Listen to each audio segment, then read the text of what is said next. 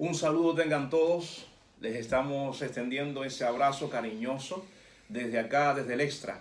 Recuerden, el Extra no pretende sustituir el estudio semanal. Pretende darle simplemente un extra para que usted pueda llegar el sábado y presentarle algo más a su clase en la escuela sabática.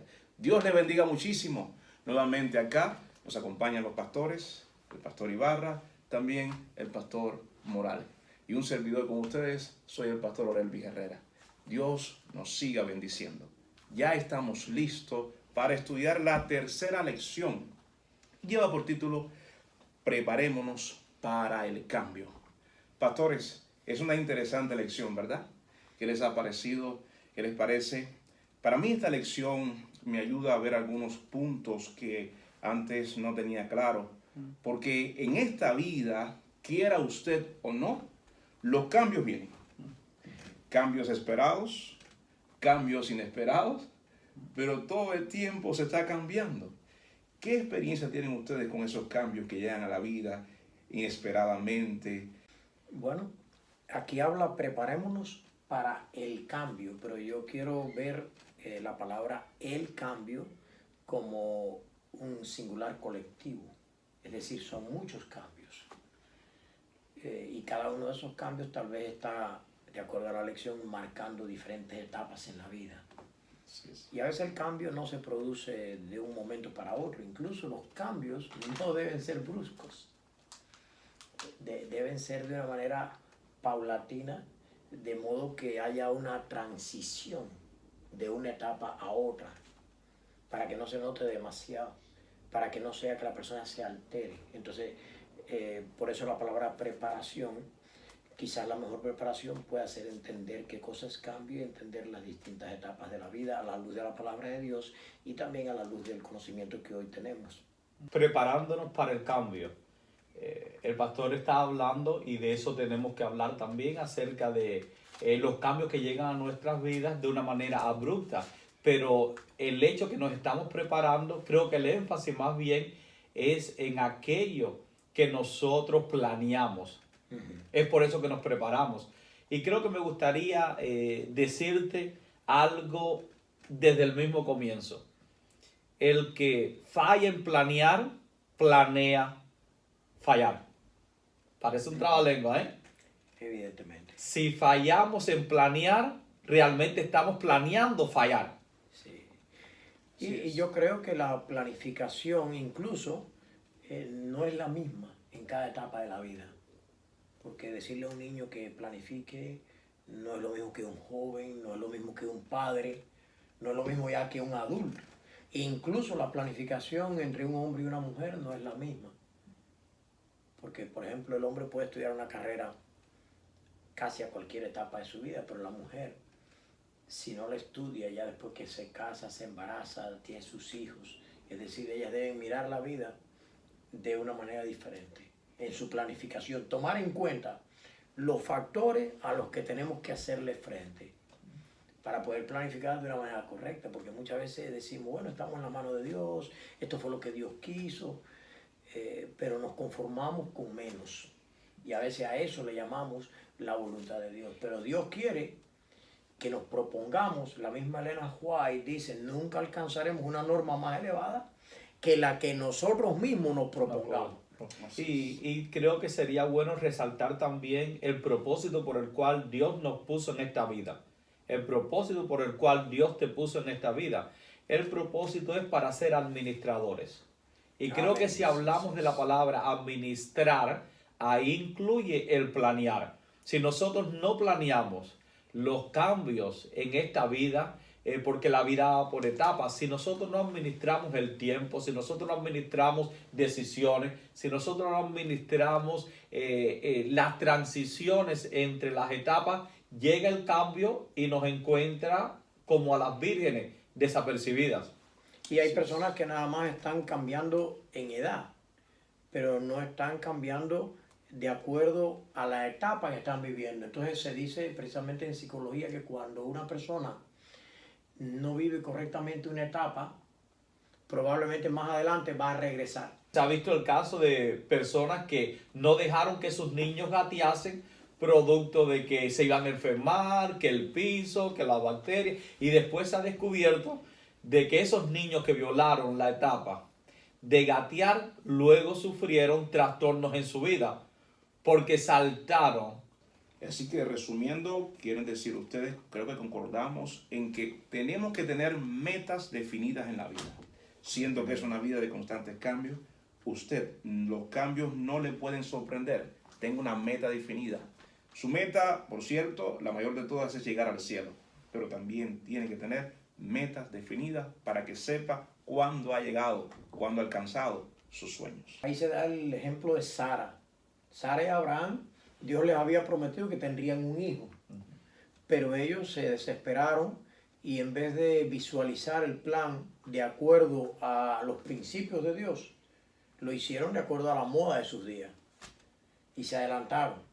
Y entonces al ver que no venía el plan de Dios, Sara le dice, pues mira, ten el hijo a través de mi sierva y va a ser mi hijo. Esa era una costumbre de sus días. Hay muchas cosas hoy en día que son costumbres de nuestro tiempo. Y hay algunas de ellas que no están en conflicto con la palabra de Dios. Pero ¿qué tal si la costumbre de nuestros días está en conflicto con la palabra de Dios? Entonces, ¿qué significa prepararnos para el cambio? Yo creo que la primera preparación es poner a Dios en primer lugar. Así es. Y a veces ser paciente y esperar es parte de la preparación. Confiar en Jehová, tener fe en Dios, nos ayuda frente a la vida que tiene tantos cambios y tantos problemas. Hay otro ejemplo bíblico, y recuerdo este ejemplo de Ananías y Zafira. Los cambios económicos en la vida. El ser humano siempre quiere una mejoría económicamente. Bueno, y cuando eso llega, cuando tienes esa bendición, luego, ¿qué haces con eso? ¿Qué hicieron Ananías y Zafira? Ellos propusieron darle a Dios una parte, y cuando vieron que el negocio le prosperó más de lo que ellos esperaban, dijeron, no, esto es demasiado. Y entonces ahí fallaron. Evidentemente, y a veces las personas mientras más tienen, más difícil se le hace la administración. Así es. Igual, cuanto más conocimiento tienen, más fácilmente una persona puede usar mal un conocimiento. A veces, o por ignorancia, actúa mal, o por excesivo conocimiento no elige la mejor información, o pone a Dios en primer lugar. Son tendencias humanas. Por eso yo creo que una regla segura es vivir en oración. Así es. Vivir tomando a Dios, poniendo a Dios, como decimos aquí en Oakwood, primero Dios. Y por eso el asunto no es tanto cuánto tienes, sino cómo piensas, cómo tenemos nuestra mente, nuestros principios, nuestros valores. Eso es más importante que el dinero, porque la viuda de las dos blancas, fíjese cuántos millones se han recogido y se han donado por aquella viuda, por un simple acto de 2 moneditas. Y sin embargo, Ananías y Zafira quedaron reprobados para siempre por la posteridad, con una gran suma de dinero que incluso trajeron, porque aún reteniendo una parte, todavía ellos trajeron una gran suma. Pero a Dios no le importa tanto el dinero como nuestros corazones, nuestros valores, nuestro carácter, que al final es un carácter a la semejanza divina, es lo único que vamos a llevar de este mundo al cielo. Dios no nos pide que demos cantidades iguales, no es bíblico. Pero Dios sí nos pide que el sacrificio sea igual. Esto significa, padre, que me estás escuchando, a tus hijos pequeñitos, cuando reciban un peso o $1, acostúmbralo a que diezme y ofrende de ese dólar. Porque si no se acostumbra en eso poquito, cuando lleguen los años en la vida, no lo van a hacer. Si no somos fieles en lo poco, tampoco seremos fieles en lo mucho. Esos son consejos en la palabra de Dios. Así es. Evidentemente. Así es. Tenemos un punto importante y es clave al estudiar la semana, hermanos, y es el tema de la preparación para el matrimonio. Es lo que usted está esperando, los solteros, los casados. Preparación para el matrimonio. Dios se tomó muy en serio esto. Desde el principio Dios dijo, dejará el hombre a su padre, a su madre, y se unirá a su mujer, y serán una sola carne. Este texto ha sido de inspiración de Dios para la raza humana. ¿Qué podemos decirle a los alumnos el sábado como un extra? ¿Qué debemos hacer? Preguntas. ¿Cuándo estoy listo para casarme? Bueno, la otra vez creo que algo dijimos, pero ahora vamos a entrar más de lleno. Todo tiene su tiempo, dijo Salomón. y ya lo establecimos desde la primera semana. Entonces hay un tiempo para casarse. ¿Cuál es ese tiempo? Tal vez no estamos hablando de una edad, pero el cerebro no está suficientemente maduro. La adolescencia se extiende hasta más allá de los 20 años incluso. Y quiere decir que la persona no está totalmente madura. El asunto es que si las personas toman esas decisiones cuando no están maduros, ¿qué va a pasar cuando lo estén? ¿Van a mantener todavía esas decisiones? Por eso nosotros recomendamos que en las primeras etapas de la vida el joven aprenda música, aprenda deporte, elija su carrera, tenga muchos amigos, muchas amistades, y que ya después que haya madurado, entonces tome esa decisión, como dice la palabra de Dios, Dios la pensó para toda la vida. Por lo tanto, se debe tomar con madurez. Nacimos varón y hembra, pero ser hombre y ser una mujer implica mucho. Ser hombre significa que ya tiene todas las características necesarias. Ser hombre significa que ya puedes sostener tu propio hogar. Sí. Ser hombre significa que ya has hecho tu preparación. Ser hombre significa que puedes llevar sobre tus hombros la carga y el peso que lleva un hogar. Entonces, si las personas no se preparan para la independencia, y la independencia hoy se consigue más tarde, porque el mundo es más complejo. No es lo mismo sacarse una carrera hoy que sacársela hace 10 años atrás. Ahora cada vez todo es más difícil, todo se dificulta más. La independencia económica, la independencia educativa, que ya por lo menos haya una carrera terminada, todo eso se necesita. Entonces, que las personas se puedan complementar adecuadamente es parte de la preparación. Que las personas también puedan tener cosas en común suficiente como para desarrollar un programa.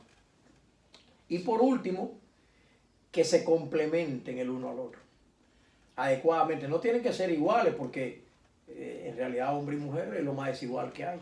Así es. Y podemos decir que Dios no nos creó iguales. Dios nos creó compatibles. Exactamente. Y hay una diferencia en ser iguales a ser compatibles. Y el concepto de igualdad entre el hombre y la mujer realmente creo que la Biblia no lo presenta. Nos presenta como compatibles el uno para con el otro. Claro, porque en matrimonios que nosotros los miramos como ideales y se les ve que tenían unas diferencias exageradas a veces. Por ejemplo, José y María.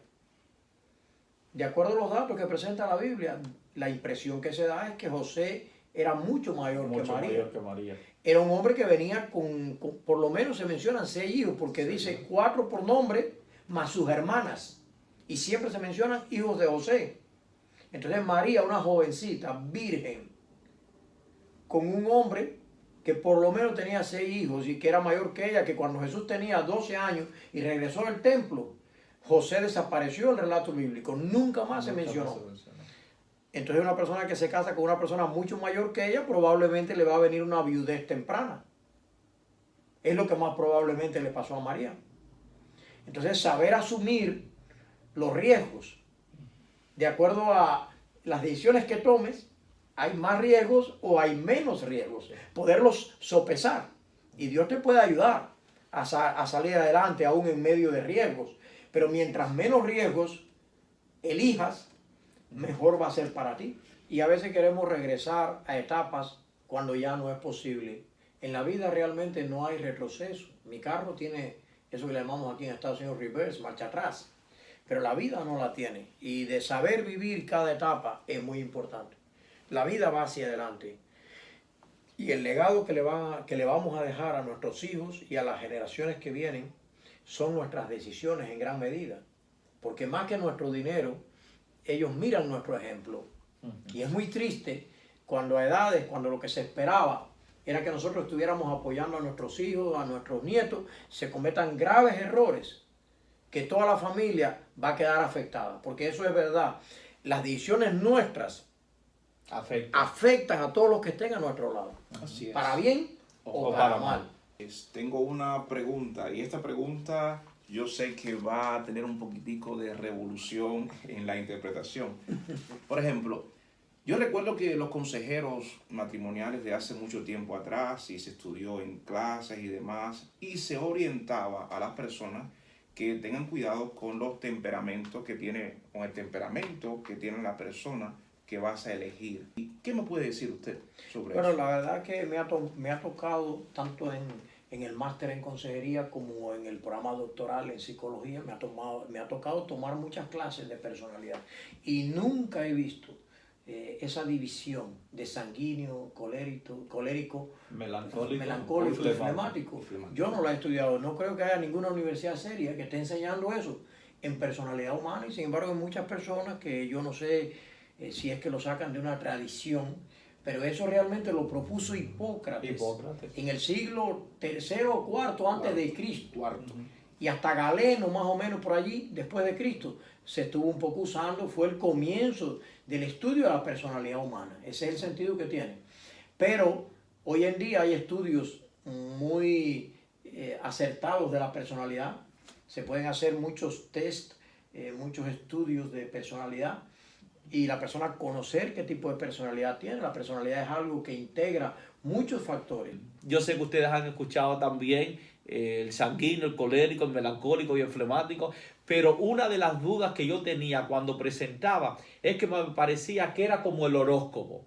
Cuando se dice el horóscopo parece que le cae a todo el mundo. Claro. ¿No pasa lo mismo con los temperamentos? Y las personas que son, por ejemplo, hay 5 factores en la personalidad que no cambian, que son, por ejemplo, la persona introvertida, extrovertida. Eso se va a mantener. La persona más abierta a los cambios, precisamente, más cerrada a los cambios. Esas son otras características, son 5 características. Estamos hablando de personalidad. Que hoy en día se estudian en todas las culturas y aunque repliquen el estudio da lo mismo. Pero aún esas características se pueden modificar.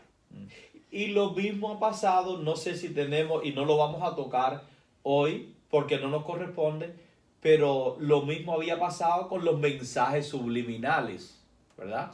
En muchas ocasiones hablamos de los mensajes subliminales de una manera que no se ha descubierto científicamente que funciona. Y creo que lo mismo ha pasado con los temperamentos. Es una manipulación. Porque si el mensaje subliminal funcionara, que porque alguien ponga en una cinta oculta allí, toma Coca-Cola, voy a ir a tomar Coca-Cola, yo pondría en otra cinta, bautízate.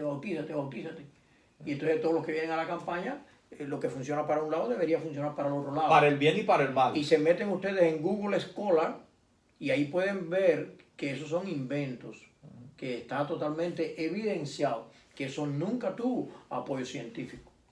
Y eso de los 4 temperamentos tampoco, porque incluso el temperamento se nace con él y se integra en la personalidad. Y ahí estamos hablando, hemos mencionado temperamento, pero también podemos mencionar personalidad y carácter, ¿verdad? El temperamento nacemos con él, ¿verdad? Y se integra, como dijo el doctor Morán, en la personalidad. Ahora, la personalidad sí se describe como esa máscara que nos ponemos, es una máscara que nosotros nos ponemos.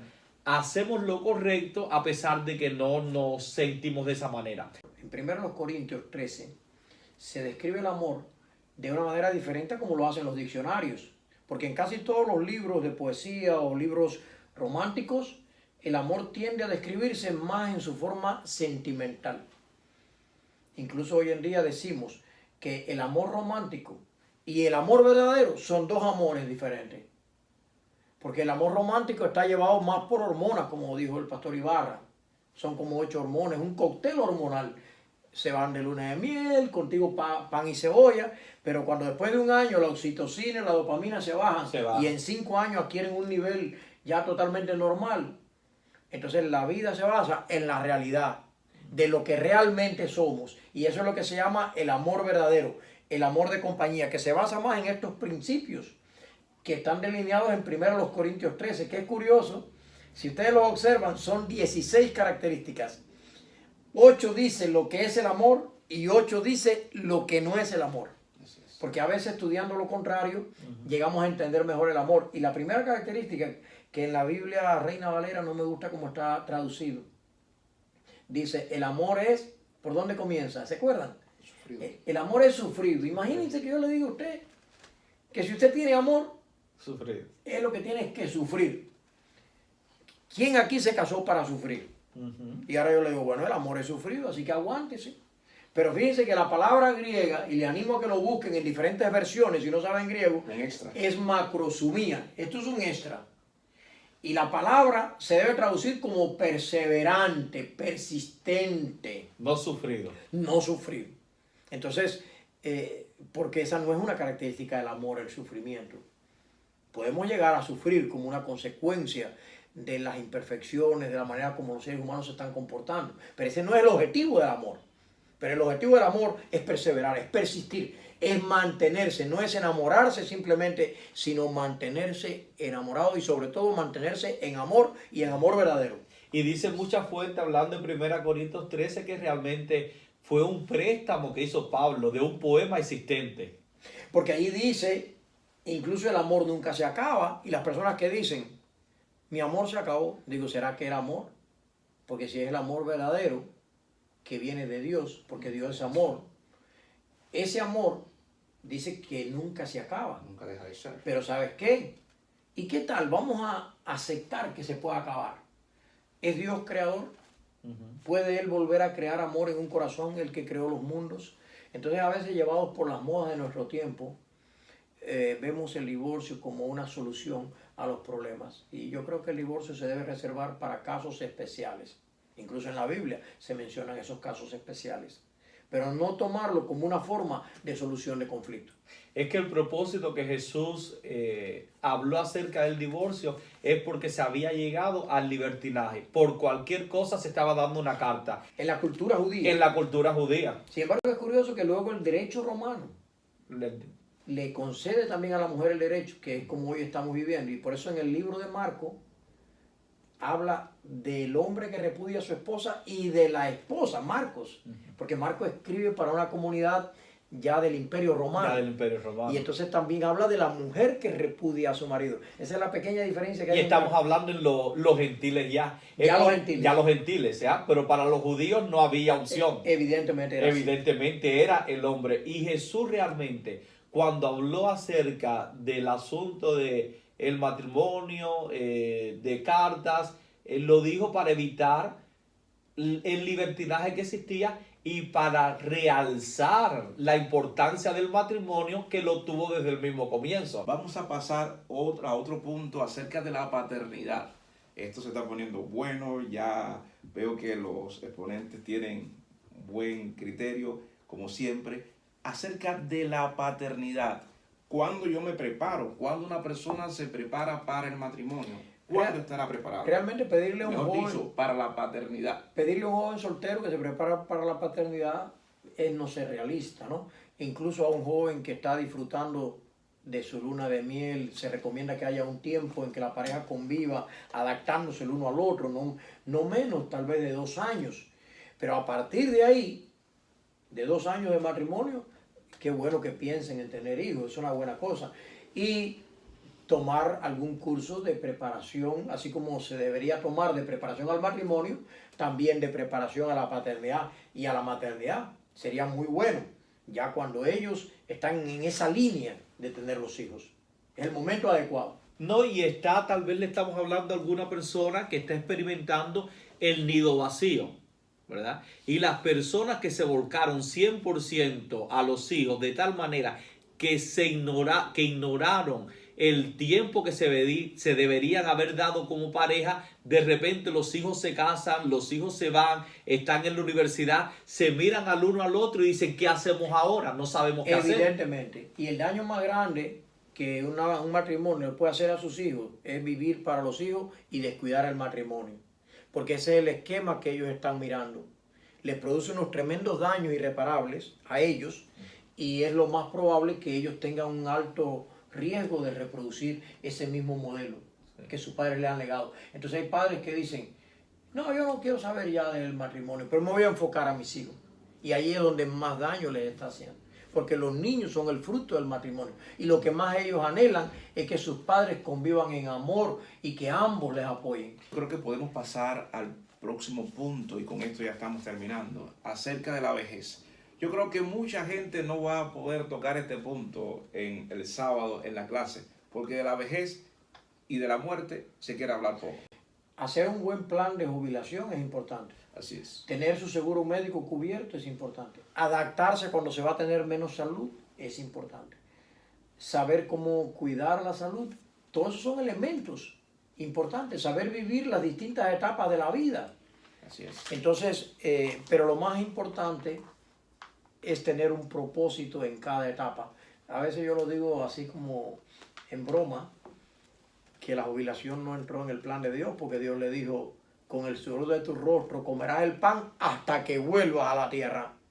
Y se está dando el caso, y aquí en los Estados Unidos más, que personas que se jubilan, se dedican a una vida de placeres, que ahora tienen dinerito, se apartan de Dios y cometen errores que antes no habían cometido, porque en cierto sentido el estar ocupado y atareado en una profesión, Dios lo creó para evitar ciertas tentaciones y caídas. Y cuando las personas se jubilan es cuando más pueden cometer graves errores muchas veces y hasta horrores. David fue conforme al corazón de Dios de joven, pero ¿creen que lo fue de mayor? Salomón, observen ustedes, el hombre sabio, ¿qué pasó después de mayor? Y nosotros encontramos a Ezequías, que Dios le concedió 15 años de vida. Y dice que se enalteció su corazón, la misma frase que se usa para Lucifer, y fue allí donde nació su hijo Manasés, que fue el hombre más perverso que hubo en todo Israel. Entonces a veces esas prórrogas que le pedimos a Dios, ni siquiera han sido para bien. No, yo siempre he dicho que el mejor momento para morirse es cuando Dios lo disponga. Y hablando de Ezequías es interesante porque estamos hablando acerca de prepararnos, ¿no? Para la muerte. Para la muerte. Hay que prepararnos para la muerte. Y me llama la atención que todo ser humano sabe que se va a morir. Todo ser humano sabe que se va a morir.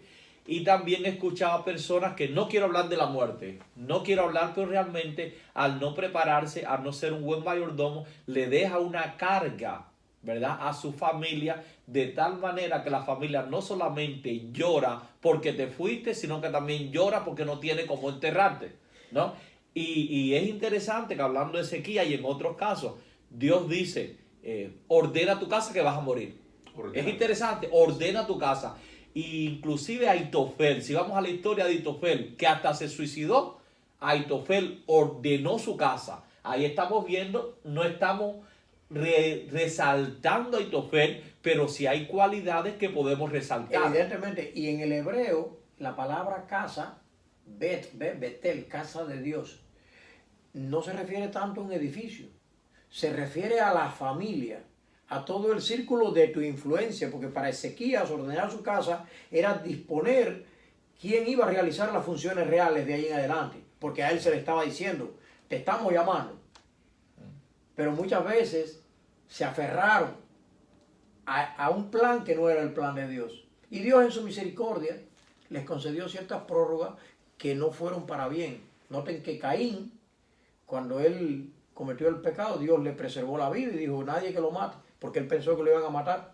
Y de ahí vino la generación de la cual salió el diluvio. Muchas veces vivir muchos años, si no se están aprovechando bien, no es la gran bendición. La gran bendición es vivir lo que se va a vivir para la gloria de Dios. Saber vivir y saber morir. Y una cosa que no debes dejar de hacer es hacer un testamento. Hacer un testamento es importante. Y recuerda que a la hora de hacer el testamento incluye a Dios también, que es parte de tu familia. Amén. Primero Dios en todo. Ya estamos concluyendo con el extra. Pastores, ¿qué no podemos dejar de decir el sábado? Comienzo yo. Un hombre que se preparó para el cambio, se habla poco de él en la Biblia, ese hombre fue Jabes. Jabes comprendió que la vida está llena de cambios, que yo lo que tengo que decir es, Señor, ensancha mi territorio aún en medio de los cambios de la vida. Señor, que tu mano esté conmigo para que el mal no me dañe. Eso no puede dejar de decirlo a la clase. La vida cambia, pero que el Señor tome el control. Que la mano de Dios esté con nosotros en todo momento. Y me gusta cómo termina. Dice, y le otorgó Dios lo que Jabes pidió. ¿Qué más podemos decir en la clase el sábado? ¿Qué nos recomienda? Que cualquier etapa de la vida la vivamos para la gloria de Dios y no regresemos a otra etapa que ya vivimos. No envidiemos la juventud de otro, ni la adultez de otro, ni el dinero de otro, ni el conocimiento de otro. Dios tiene un plan con cada uno de nosotros. Y lo importante es que cada uno de nosotros viva el plan de Dios en sus diferentes etapas. Y la última etapa no va a terminar, que es la eternidad. Y debes también compartir con la clase que los cambios van a llegar a tu vida. Van a haber transiciones de la niñez a la adolescencia y debemos de planear para ello. De la adolescencia a la juventud, a la adultez, a la vejez. Y en cada cambio que sabes que va a llegar, producto que vivimos en esta vida, no falles por el hecho de no planear. Y sobre todo que en cada uno de estos planes pongas a Dios en primer lugar y recuerda que a los que aman a Dios todas las cosas le ayudan para bien. Amén. Amén. Amén. Que Dios te bendiga. Nos vemos en el próximo Extra.